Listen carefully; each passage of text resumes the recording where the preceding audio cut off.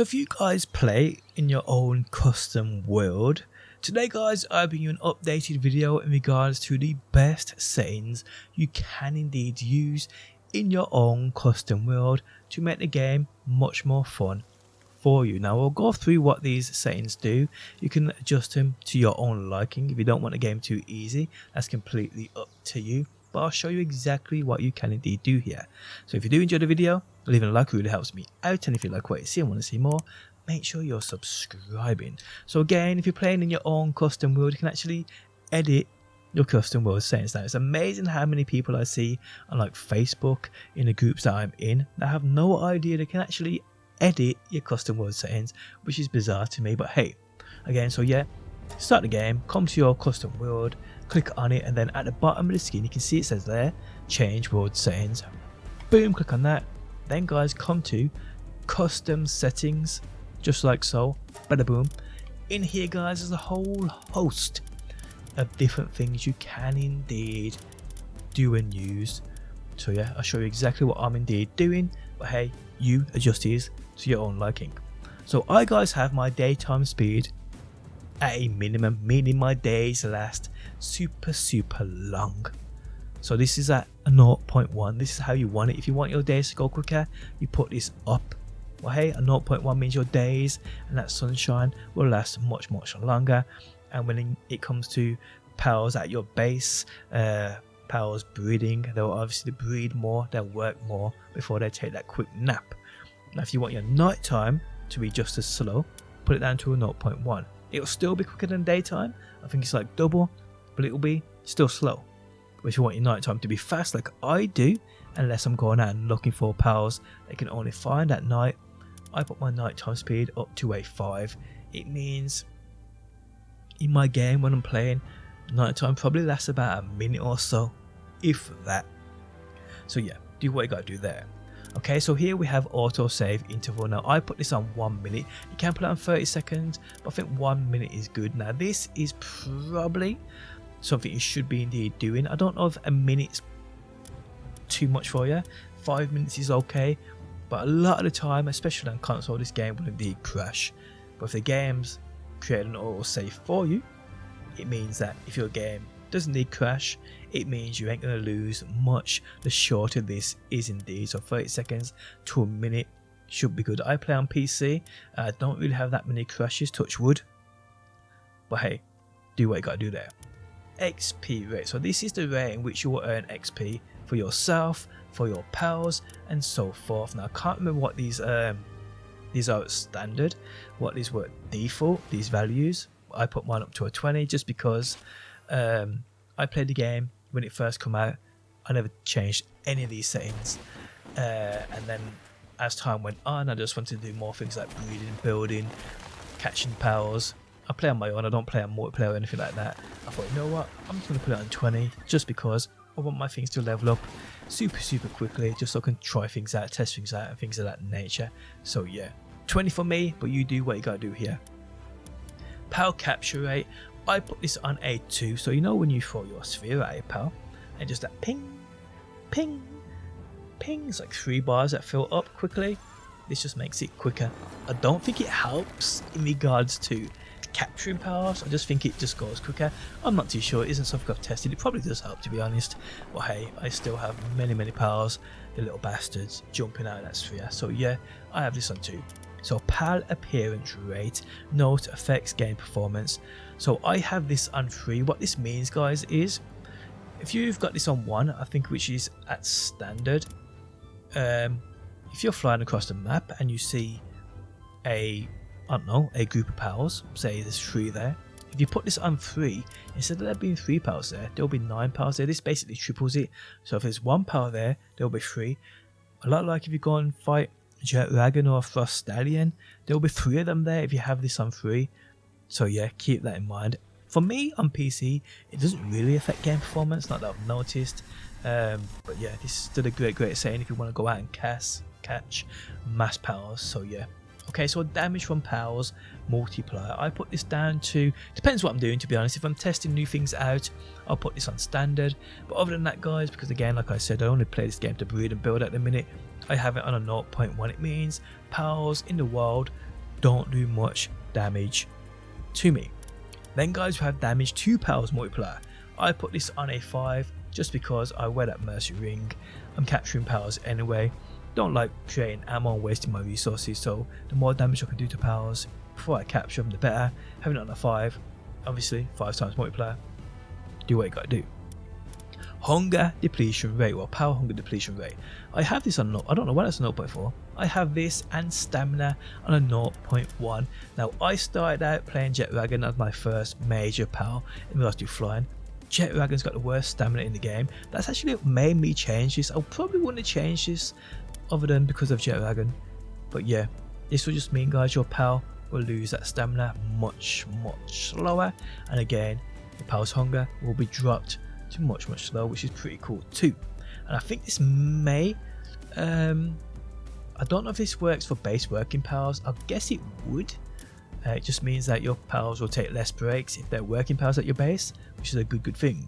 Okay, so pal auto regeneration, well, health auto regeneration rate. So if you're fighting pals, if you're out in the open world and you're fighting and your pal gets collapsed and it gets drained to half health, if you jump on it right away or pull that pal back into your party, into that sphere, you'll notice that its health will indeed regen pretty quickly. That's what I've noticed anyway. So yeah, I put this on 5 anyway because again guys, I'm playing this game just for certain things right now, but hey, you do this as you want. Okay, so pal sleep regeneration rate, health regeneration rate in a pal box, basically the same thing guys. If your pal gets collapsed, you put it in your pal box and it will just heal much quicker. Now this does not affect the 10-minute timer you have on pals that die. If you put them in your pal box, I believe they're still 10 minutes. This does not change that. But hey, if your pal's hurt, you put it in the pal box and this will help you. Okay, so damage from pal, damage from player multiplier. So this confused me at first. So damage from player means, I don't know if this means you or the enemy, but what I will say is I have this on a 5 and my pals can get shot out of the air and killed more or less 1 or 2 rockets. So I'm thinking this may also count NPCs too as players. So yeah, this is something I do have to play around with, but it does mean that you will do more damage to at the same time. Okay, so damage to player multiplier. Yep, I put this down because I am a player. I don't want to get capped, especially when I'm riding my powers. So yeah, I turn this down. Player hunger depletion rate and player stamina reduction rate, I have these on a 0.1. Hunger isn't massively important to me, but stamina is, because when you're climbing and building, you're building skyscrapers like I am and you have to climb up buildings.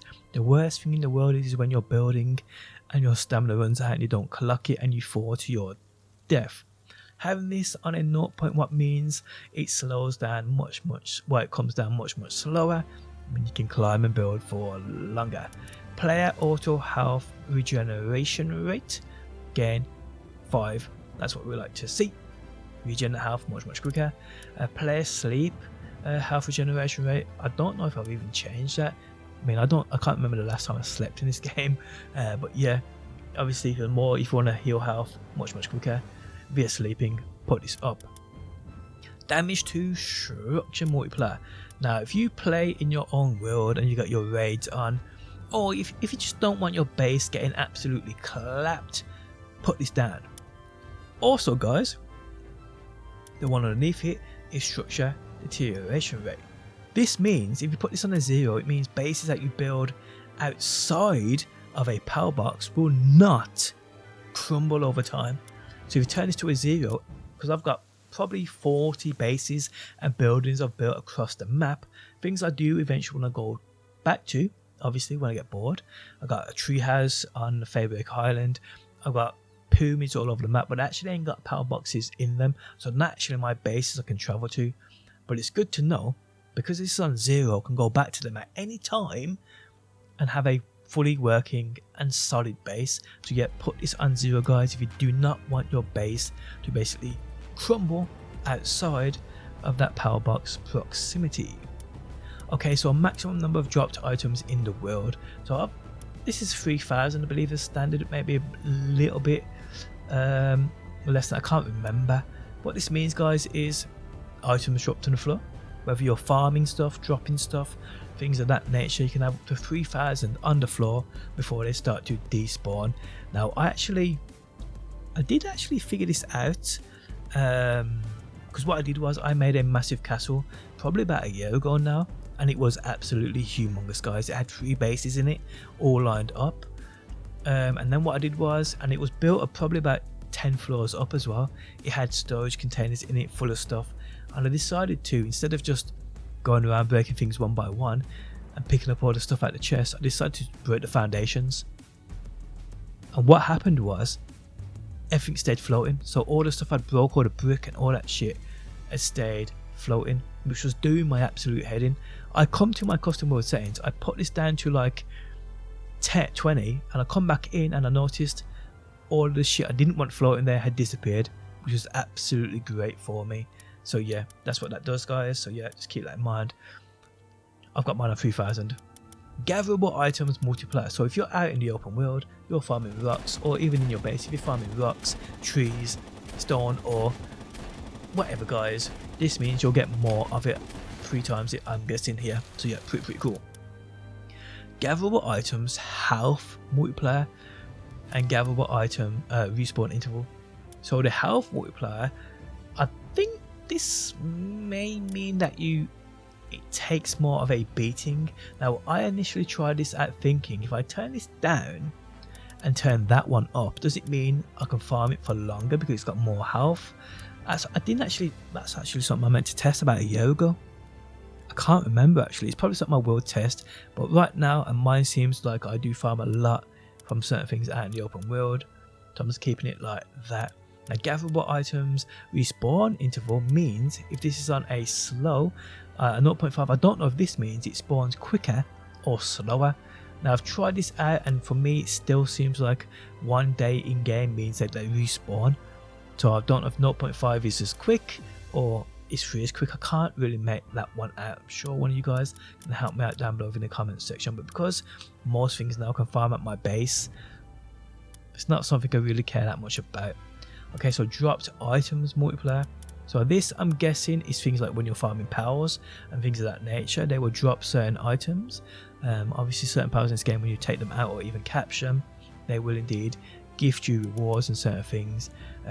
So I put this up to a 3 anyway. So yeah, so item weight rate. Well, it's hard to say. Okay, so what this means, guys, is there's no weight to anything, meaning you can carry it as much as you want without slowing down. Now, back in the day when this wasn't here, there were ways to get around this by doing glitches and that, but now, guys, you just do not need it. This means, guys, you can carry as much weight as possible until your inventory slots are indeed full. So yeah. Okay, so equipment, oh sorry, my bad, item decay rate multiplier, put this onto a 0.2, so things just do not decay. Can't remember the last time. Actually, I've repaired things a bit here and there, but yeah, we're having this on a 0, guys. Honestly, I can't remember the last time I did anything in regards to repairing. I really can't. So yeah, perfect for me. Okay, so equipment durability loss multiplier, again, same thing. My equipment is so durable now, having this on a 0. I'm never going to change this, I really ain't.